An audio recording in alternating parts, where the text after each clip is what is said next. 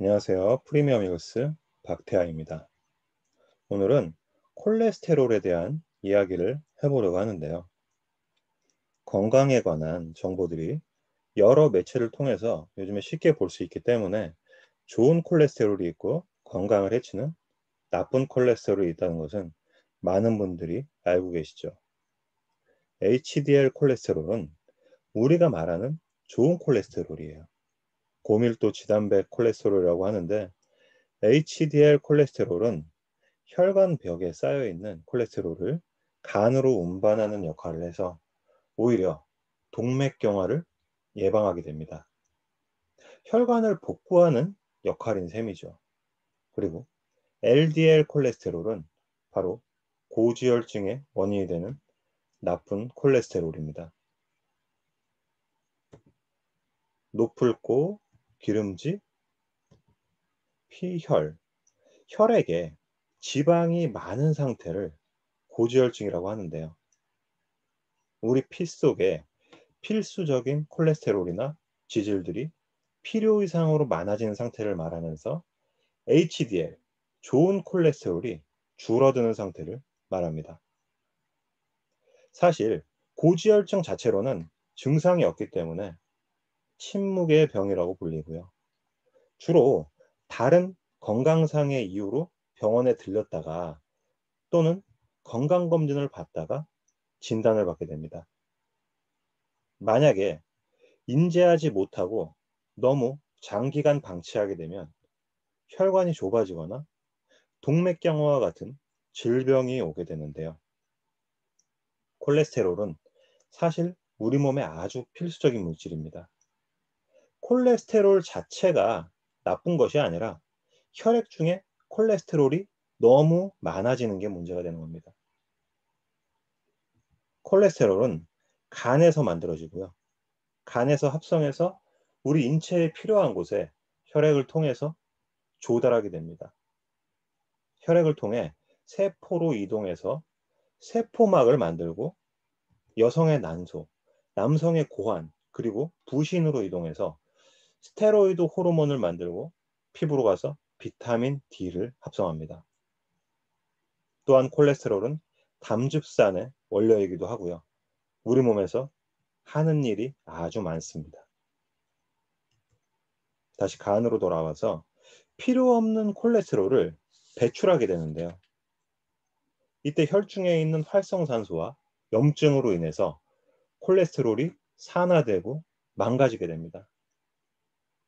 이 산화된 콜레스테롤이 혈관에 눌러붙기도 하고 혈관 속에 파고들어서 혈관을 두껍게 만들기도 하고 결국은 혈관을 좁아지게 하는 원인이 되고 마는 거죠. 이 눌러붙은 찌꺼기, 혈전, 피떡이라고 하죠. 이 혈전이 떨어져서 혈관을 돌아다니다가 미세한 혈관을 막아버리게 된다면 대형 사고가 날 수도 있기 때문에 위험한 거고요. 이러한 증상이 심장 혈관이나 뇌혈관에 일어나게 되면 심근경색이나 뇌경색 등으로 이어지게 되는 거죠. 심근경색, 뇌경색 생각만 해도 끔찍하시죠. 이러한 위험 상황을 막기 위해서 고지혈증 약을 처방하게 됩니다. 보통 고지혈증은 스타틴 계열의 약물을 쓰는데요. 콜레스테롤 합성 과정을 차단해서 콜레스테롤 생성을 억제하는 기능이거든요. 콜레스테롤은 우리 몸에서 꼭 필요한 뇌 기능을 정상적으로 움직이게 하기 위해서도 필수적인 물질이라고 앞에서 말씀드렸는데요. 이 콜레스테롤 합성을 차단하는 게 옳은 일인지 한번 생각해 봐야겠죠. 일부 의료계에서는 고지혈증 약, 부작용은 과장된 것이고 일부분일 뿐이라고 말하지만 영양학적으로 봤을 때도 콜레스테롤은 간에서 합성되고 우리 몸의 필수 영양소인 코엔자임 Q10도 간에서 합성된다는 사실입니다. 고지혈증 약은 코큐텐 결핍을 가져올 수밖에 없다는 결론이고요. 코엔자임 Q10은 산소와 포도당을 태워서 에너지를 만듭니다. 우리가 섭취한 모든 것을 모두 에너지로 사용하기 위해서는 코엔자임 Q10이 꼭 필요하고요.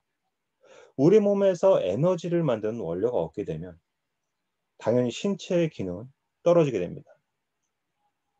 코엔자임 Q10 결핍은 근육통을 가져오고 근육을 약화시키고 심장에도 문제를 일으키게 되고요. 고지혈증 약은 콜레스테롤 수치를 낮춰주는 것은 맞지만 간독성이 있기 때문에 고지혈증 약을 드시던 분들이 점점 용량을 높여서 복용하게 되면 간독성이 생겨서 다른 간장약을 투여하는 경우가 많은 이유이기도 합니다. 무조건 뭐 약을 먹지 말라 뭐 이렇게 말씀드리는 게 아니고, 간이 안 좋은 사람은 물에 잘 녹는 약물을 써야 하고요. 물에 잘 녹지 않고 기름에 녹는 약물은 부작용이 더 많을 수 있겠죠. 만약에 심장 발작을 일으킬 정도의 혈중 콜레스테롤이 높다면 강한 약을 쓰는 게 맞고요. 심장 발작을 일으킨 적이 있는 경우에 지인의 말만 듣고 함부로 먹고 있던 약을 끊게 되면 위험할 수 있습니다. 유전적인 사람이라면 평생 먹으면서 관리가 필요한 경우도 있어요. 상황에 따라서 약을 안 먹는 것보다 먹는 것이 안전한 경우도 있습니다. 스타틴 계열의 약도 어떤 것을 먹느냐가 중요하고요. 무조건 고지혈증 약이 나쁘다, 먹으면 안 된다가 아니라 자신의 병력이나 환경에 맞춰서 선택을 해야겠죠. 약물요법은 장기 복용을 해야 하기도 하고 부작용에 대한 이야기가 많기 때문에 최후의 수단으로 사용하는 게 좋겠다는 개인적인 생각이고요. 소리 없는 살인자 3인방, 고혈압, 고지혈증, 당뇨, 대사증후군 많이 들어보셨죠? 처음에는 하나로 시작해서 결국 세트로 가는 경우가 많은데요. 혈관의 콜레스테롤, 나트륨, 중성지방 등의 안 좋은 물질들이 눌러붙어서 혈행이 원활하지 않게 되니까 혈압 수치가 일정하지 못하고 높아지게 됩니다. 고혈압도 방치하게 되면 뇌출혈이나 심장마비로 인한 돌연사로 이어질 수 있고요. 당뇨병 환자의 관상동맥질환 발병률이 정상인에 비해서 3배 정도 높고요. 당뇨가 오래될수록 합병증이 많이 발생하게 됩니다. 당뇨나 대사증후군이 있는 환자들은 LDL 콜레스테롤을 상대적으로 많이 가지고 있다고 합니다. 고혈압도 당뇨도 모두 콜레스테롤과 관련이 있다는 거예요. 영양요법은 콜레스테롤만 낮추는 것이 아니라 부가적으로 더 다른 기능까지 좋아지는 경우가 많습니다. 스타틴 계열의 약을 복용하시는 중이시라면 필수적으로 코엔자임 Q10을 챙겨 드시는 게 좋겠죠. 대사증후군인 고혈압, 고지혈, 당뇨에 항산화 비타민이 필수인데요. 활성산소가 혈관 내피를 손상시키고 콜레스테롤도 산화시키는 주범이기 때문에 항산화 영양소의 섭취가 필요로 하겠고요.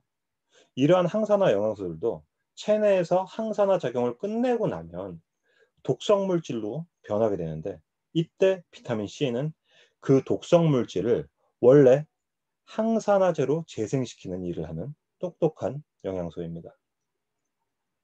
그리고 수용성이기 때문에 안전하게 드실 수 있다는 장점이 있어요. 식이섬유의 중요성에 대해서도 이제 많이 인식들을 하시는데요.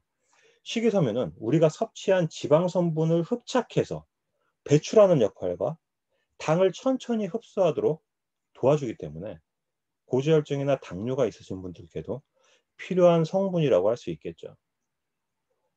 좋은 콜레스테롤은 증가시키고 나쁜 콜레스테롤은 낮춰주는 비타민 중 하나가 또 비타민 B3, 나이아신이 있습니다.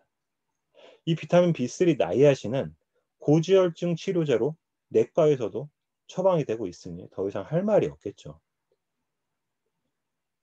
고지혈증뿐만 아니라 대사증후군 예방 차원이나 관리 차원이시라면 항산화 영양소가 풍부하고 식이섬유도 10가지나 포함된 파워 칵테일, 그리고 똑똑한 항산화 비타민C, 젤수추, 수시로 보충하시길 추천드리고요. 콜레스테롤 수치 개선에 좋다는 비타민 B3, 액티바이즈 보충하실 수가 있습니다. 이 모든 영양소들이 우리 신체에서 잘 활동할 수 있도록 조율소 역할을 하는 이 리스토레이트는 기본적으로 가져가야 할 미네랄 영양소입니다. 무엇보다 PM하면 안전한 영양소, 흡수율 높은 영양소로 독일의 깐깐한 기술로 만들어진 프리미엄 건강기능식품입니다. PM사의 기술력이나 회사에 대한 다른 제 영상을 참고하시고요. 고지혈에 대한 영양소 문의가 많아서 한번 간단하게 정리를 해봤습니다. 개인적인 체질이나 가지고 계신 증상, 질환에 따라 종류나 섭취 방법은 달라질 수 있겠습니다. 이미 드시고 계시다면 자신의 스폰서 사장님과 상담하시면 되고요. 제 소비자가 돼서 상담이 필요하신 분은 전화 주시면 친절한 상담 도와드리겠습니다. 저는 프리미엄 이글스 박태하였습니다. 감사합니다.